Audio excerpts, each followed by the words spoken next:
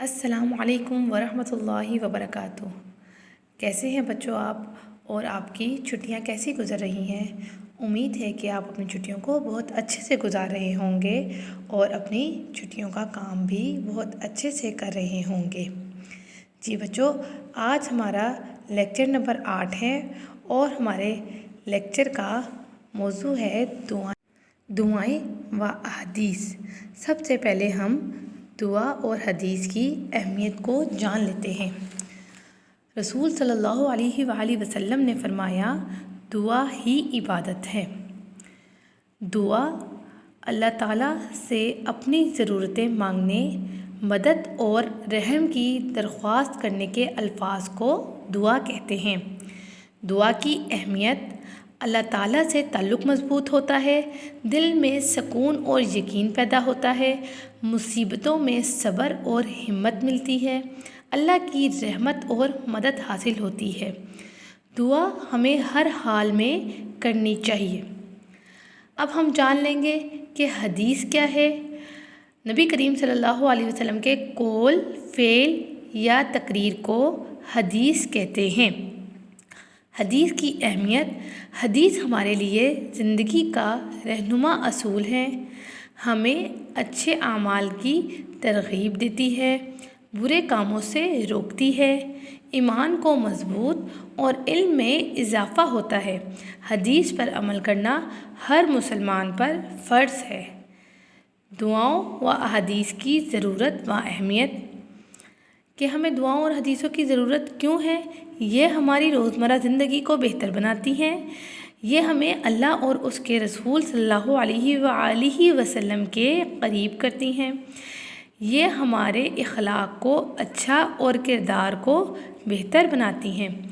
یہ ہمیں کامیابی دنیا اور آخرت دونوں میں دلاتی ہیں۔ جی بچوں، دعائیں ہمارے دل کی آواز ہیں اور احادیث ہماری زندگی کا راستہ ہیں۔ آئیے ہم سب سے پہلے بہت ہی خوبصورت 2 احادیثیں پڑھ لیتے ہیں جو ہمارے سمر ٹاسک میں بھی ہمارے پاس موجود ہے۔ سب سے پہلی حدیث ہے ہمارے پاس، ان الصدقۃ یہدی الی البر وان البر یہدی الی الجنۃ۔ ترجمہ: بے شک صدقہ انسان کو نیکی کے راستہ دکھاتا ہے اور نیکی انسان کو جنت کی طرف لے جاتی ہے۔ مختصراً تشریح جان لیتے ہیں اس کی۔ صدقہ دینے سے دل میں نرمی، محبت اور عبادت کا جذبہ پیدا ہوتا ہے، انسان اچھی عادات اپناتا ہے اور نیکیوں کی طرف بڑھتا ہے، اور نیکیاں آخرکار جنت میں پہنچا دیتی ہیں انسان کو۔ جی پیارے بچوں، اب آپ نے اور ہم سب نے انشاءاللہ صدقہ ضرور دینا ہے۔ فضیلت: صدقہ گناہوں کو مٹاتا ہے، رزق میں برکت ہوتی ہے، دل کو سکون ملتا ہے، جنت میں اعلیٰ مقام ملتا ہے۔ اب ہمارے پاس دوسری حدیث ہے، لا یؤمن احدکم حتی اکون احب الیہ من والدہ وولدہ والناس اجمعین۔ ترجمہ: تم میں سے کوئی شخص سچا مومن نہیں ہو سکتا جب تک کہ میں رسول اللہ صلی اللہ علیہ وآلہ وسلم اسے اس کے باپ، اس کے بچوں اور تمام لوگوں سے زیادہ محبوب نہ ہوں۔ ہم اس حدیث کی تشریح جان لیتے ہیں۔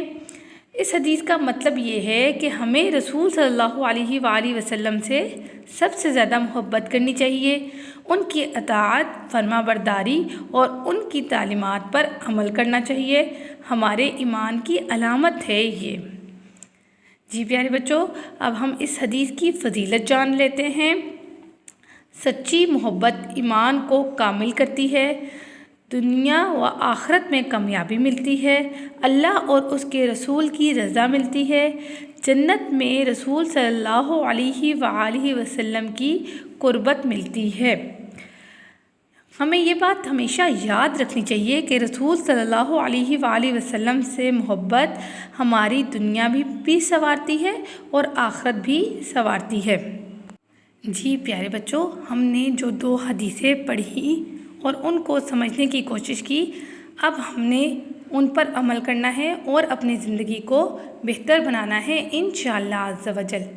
اب ہم 2 خوبصورت دعاؤں کی طرف چلتے ہیں جو ہماری حفاظت اور سکون کا ذریعہ ہیں۔ پہلی دعا ہے ہمارے پاس مرض سے بچنے کی دعا۔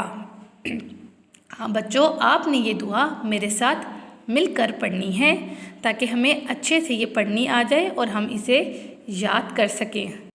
بسم اللہ الرحمن الرحیم۔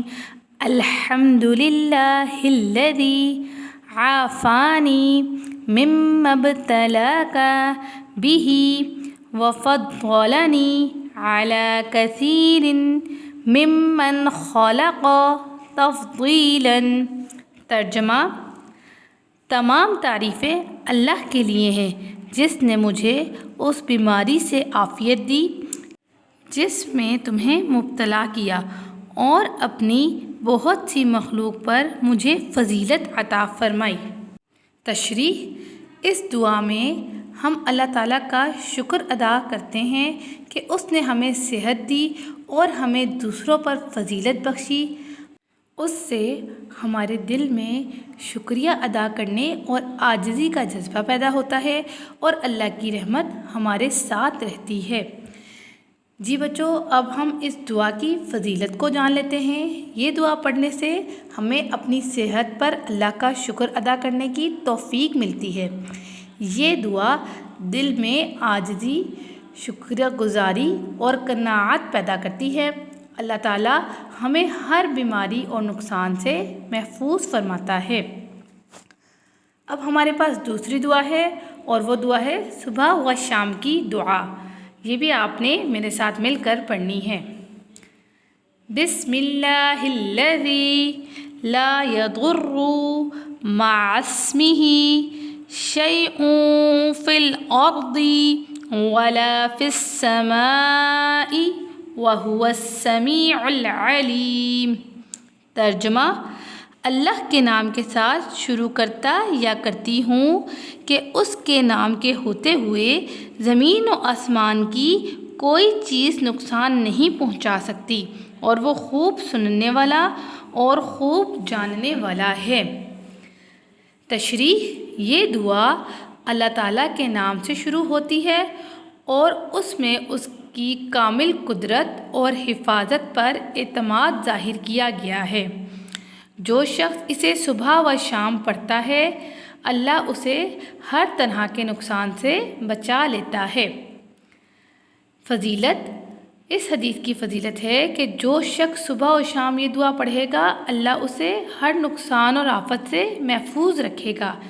یہ دعا دل کو سکون اور اللہ پر مکمل بھروسہ پیدا کرتی ہے۔